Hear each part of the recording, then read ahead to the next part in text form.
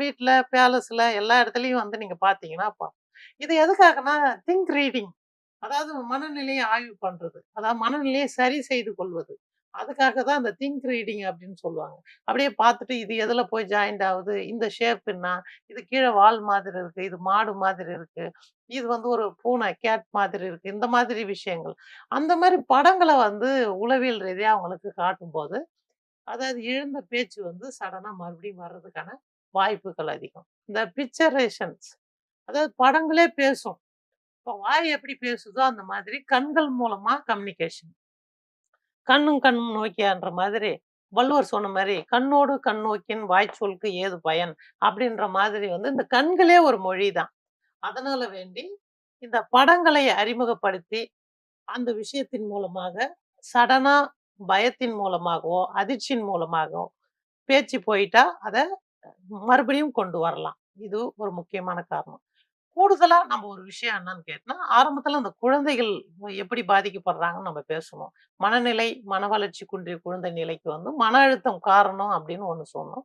2வது விஷயம் வந்து, இப்ப நவீன காலத்துல வந்து இந்த ஜங்க் ஃபுட் அப்படின்னு சொல்லக்கூடிய பேக்கரியில இருக்கிற பர்கர், பீஸா அந்த மாதிரி கேக் ஐட்டம், ரசாயன கேக்கு இதெல்லாம் சாப்பிடுவதன் மூலமா கூட கருப்பை தாக்கப்பட்டு, இந்த மன வளர்ச்சி குன்றிய குழந்தைகள் பிறப்பதற்கான வாய்ப்புகள் மிக அதிகம். அப்ப மன அழுத்தமும் ஒரு காரணம். இந்த மாதிரி தேவையில்லாத உணவு பழக்கம் ஒரு காரணம். அதே மாதிரி இப்ப பார்த்தீங்கன்னா, பெண்கள் வந்து ஆண்களுக்கு இணையா அனைத்து சாதனையும் பண்றாங்க. அதே மாதிரி இந்த ஆல்கஹால், புகைப்பிடிக்கும் பழக்கம்லாம் ஆரம்பத்துல வந்து அதிகமா ஆண்கள் கிட்ட தான் இருந்தது. இப்ப சமீப காலமாக அதிக பெண்கள் கிட்டயே பார்க்க முடியுது. இப்ப அந்த ஐடி சம்பந்தமான ஒரு தொழிற்சாலையில வேலை செய்ற பெண்கள் வந்து தன்னுடைய மன அழுத்தத்தை போக்குறதுக்காக புகைப்பது மற்றும் மது அருந்துவது, வேறு ஏதாவது போதைப் பொருட்கள் பயன்படுத்துவது, இதெல்லாம் பண்றாங்க. இப்படிப்பட்ட பெண்களுக்கு பிறக்கக்கூடிய குழந்தைகள் கூட இந்த மன அழுத்தம் தாக்கப்பட்டு, ஒரு மன வளர்ச்சி குன்றிய குழந்தையாக பிறப்பதற்கான வாய்ப்புகள் இருக்கு. ஆக, அதன் பிறகு ஒரு காரணம் என்ன அப்படின்னு கேட்டீங்கன்னா, தேவையில்லாத மருந்து, மாத்திரை சாப்பிடுறது.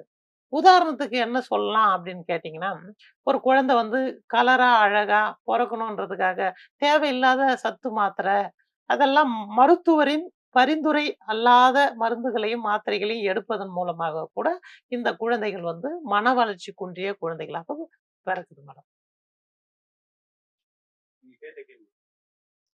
அடுத்து வந்து நீங்க கேட்டதுல ஒரு கேள்வி என்னன்னு கேட்டீங்கன்னா, மனநிலை பாதிப்பு. இப்ப இதுவரை வந்து நம்ம என்ன பார்த்தோம்னா, மன வளர்ச்சி குறைபாடு. இது மனநிலை பாதிப்பு. எம்ஐன்னு சொல்லுவாங்க. மென்டல் இல்னெஸ். இது வந்து மனநோய். இதுக்கு முன்னாடி நம்ம எம்ஆர் பேசணும். Mental retardation. அது வந்து மனக்குழப்பம். மனக்குழப்ப நிலை. இப்ப இந்த மனநோயால் பாதிக்கப்பட்டவங்க வந்து இந்த பேசுற தன்மை வந்து இழக்குறாங்க. இதுக்கு காரணம் நரம்பு மண்டலம் தான். மனித உடம்புல வந்து 12 வகையான நரம்பு மண்டலம் இருக்கு. இப்போ வந்து பார்வைக்கு ஒரு நரம்பு மண்டலம், பேச்சு திறனுக்கு ஒரு நரம்பு மண்டலம், காது கேட்கும் திறனுக்கு ஒரு நரம்பு மண்டலம், கை, கால் அசைவுக்கு ஒரு நரம்பு மண்டலம். உதாரணத்துக்கு வந்து கை, கால் அசைவு இயக்கத்தன்மைக்கு வந்து சிறுமூளை சம்பந்தமான அந்த நரம்பு மண்டலம் தான் வந்து கை, கால் அசையுது அப்படின்னு சொல்ட்டு. அதுக்கப்புறம் 8வது 8த் கிரான் நரம்பு மண்டலம் தான் அந்த வாய் பேச முடியாத தன்மை, காது கேளாத தன்மை இதெல்லாம் வந்து கண்ட்ரோல் பண்ணுது. அப்ப இந்த நரம்பு மண்டல பாதிப்பு வந்து மனநோய் ஏற்படும்போது வருது. இப்ப இத வந்து நம்ம எப்படி சரி பண்ணலாம் அப்படின்னு கேட்டீங்கன்னா, இது உளவியல் அணுகுமுறை தான். இதுக்கு சில மருந்து மாத்திரைகள் உண்டு. அந்த மருந்து மாத்திரைகளை வந்து சரியான பருவத்துக்கு எடுப்பதன் மூலமாக, மீண்டும் இவங்க வந்து ஒரு தெளிவான நிலைக்கு வருவாங்க. அந்த அந்த ஒரு சாதகமான சூழ்நிலை, ஃபேமிலினா என்ன? அப்புறம் வந்து நம்ம வொர்க்கிங் ஸ்பாட் என்ன? பொது வெளியில எப்படி நடந்துக்கணும்? இது 3ம் வந்து மனநிலை பாதிக்கப்பட்டவங்களுக்கு தெரியாது. அவங்களுக்கு வந்து ஆசை, பசி இது 2ம் தெரியும் அப்படின்றது ஆய்வாளர்கள் சொல்றாங்க. ஆனா பசியின் தன்மை கூட ரொம்ப கம்மியா தான் இருக்கும். மனநிலை இது மனநிலை அதாவது மென்டல் இல்னெஸ் இந்த மனநிலை பாதிக்கப்பட்டவங்களுக்கு, மனநோய் அப்படின்றது தான் சரியான வார்த்தை.